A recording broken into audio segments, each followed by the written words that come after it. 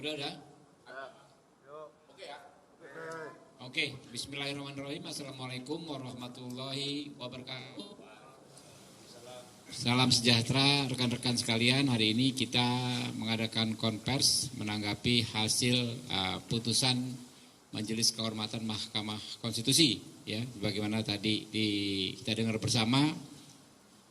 Sebelum nanti disampaikan oleh Komandan Tim Eko dan rekan-rekan Wakil Komandan, sedikit dari saya laku moderator bahwa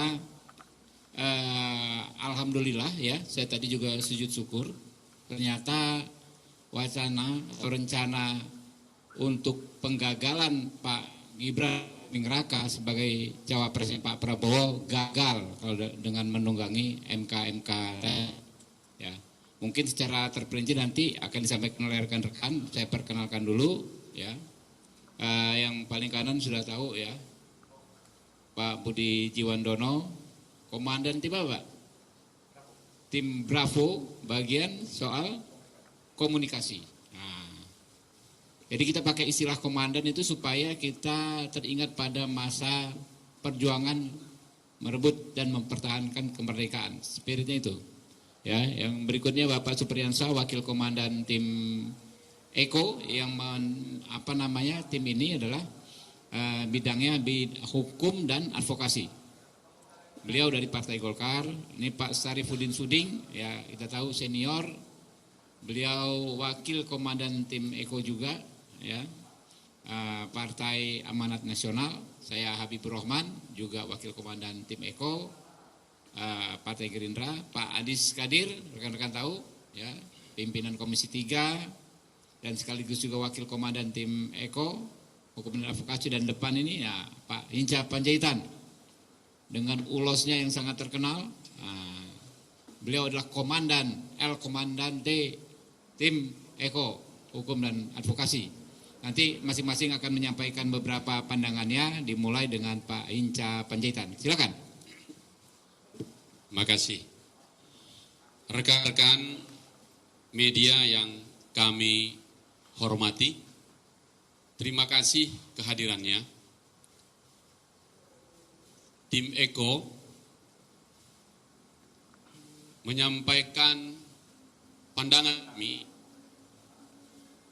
terhadap apa yang sudah diputuskan Majelis Kehormatan Mahkamah Konstitusi yang kita sebut MK. Kami secara seksama TKN Prabowo Gibran menyaksikan, mengikuti, mendengar dengan utuh hasil putusan MK ini.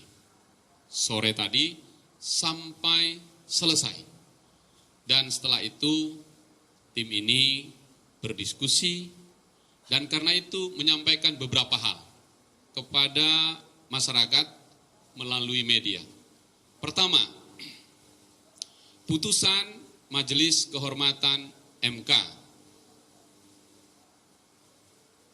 tidak mempunyai dampak apapun terhadap keputusan Mahkamah Konstitusi nomor 90 yang berkenaan dengan batas usia dan persyaratan calon wakil presiden. Oleh karena itu, pasangan Prabowo Subianto Gibran mendaftar ke KPU secara penuh dan mengikuti proses itu untuk kemudian KPU mengambil keputusan menjadi pasangan yang sah. Karena itu, kami beritahukan kepada seluruh masyarakat Indonesia, tidak ada yang ragu sedikit pun bahwa pasangan ini berlayar dengan baik. Kedua, sehubungan dengan adanya perkara nomor 141 yang didaftarkan beberapa hari lalu di Mahkamah Konstitusi. Apapun hasilnya, tidak akan mempengaruhi proses pencalonan Prabowo Gibran, karena perkara ini berkenaan dengan hal yang lain yang akan berlaku untuk tahun 2029. Dengan demikian, tidak ada lagi keraguan apapun di masyarakat tentang pasangan calon ini. Yang ketiga, oleh karena terkait dengan temuan MK-MK, telah terjadi pembocoran informasi rapat permusyawaratan hakim MK, karena itu adalah ranah pidana. Kami meminta aparat penegak hukum untuk menindaklanjutinya dan menemukan pelakunya. Karena MK-MK menemukan peristiwanya pembocoran itu.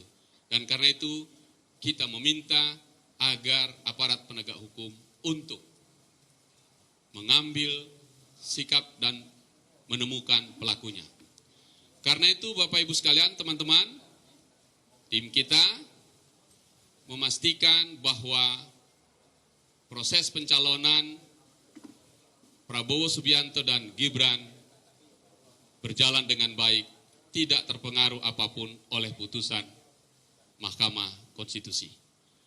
3 poin yang kami sampaikan kepada masyarakat, dan untuk memastikan ini semua berjalan dengan baik. Kita menghormati keputusan MK yang baru saja diumumkan sore tadi.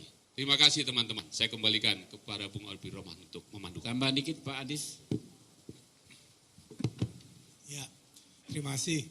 Assalamualaikum warahmatullahi wabarakatuh. Jadi momen ini kami sangat bersyukur dengan masih diakuinya calon presiden dan calon wakil presiden kami. Tidak ada upaya-upaya yang diisukan untuk menjegal calon yang kami usung. Bahkan besok pun ada gugatan terhadap usia, walaupun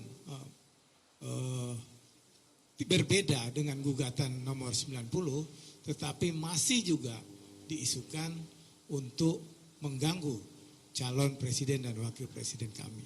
Nah, dengan momen ini kami sangat bersyukur calon kami bisa melenggang untuk ditetapkan menjadi calon presiden dan wakil presiden, dan kami ingin mengusut tuntas pihak aparat penegak hukum, kepolisian khususnya, mengusut tuntas kenapa barang ini bisa sampai bocor. Apakah betul kebocoran itu dari yang disangkakan atau ada orang lain yang membocorkan hal tersebut.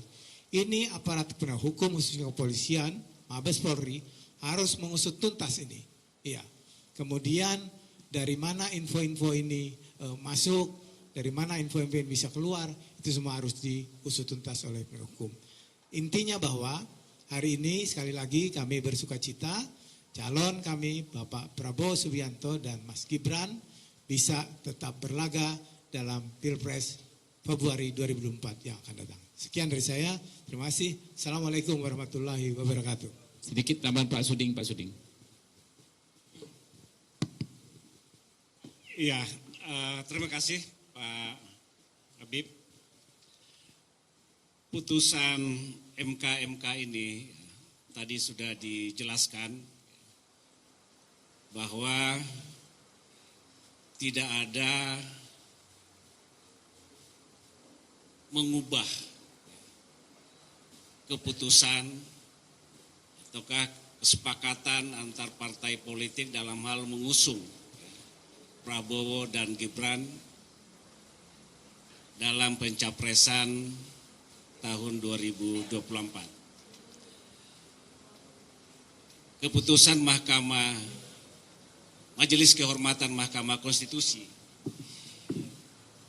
di awal sering saya katakan bahwa hanyalah sebatas untuk melakukan pemeriksaan terhadap pelanggaran etika, tapi tidak mengubah keputusan MK nomor 90, dan karenanya eksistensi pencapresan Prabowo dan Gibran tetap dilanjutkan dan saya kira tidak ada alasan bagi pihak penyelenggara KPU untuk tidak menetapkan pasangan calon presiden dan wakil presiden Prabowo Subianto dan Gibran Rakabuming Raka. Tadi juga dijelaskan bahwa perlu memang, dan ini bukan pertama kali, tentang adanya kebocoran-kebocoran informasi terkait dengan putusan yang akan dikeluarkan oleh Mahkamah Konstitusi.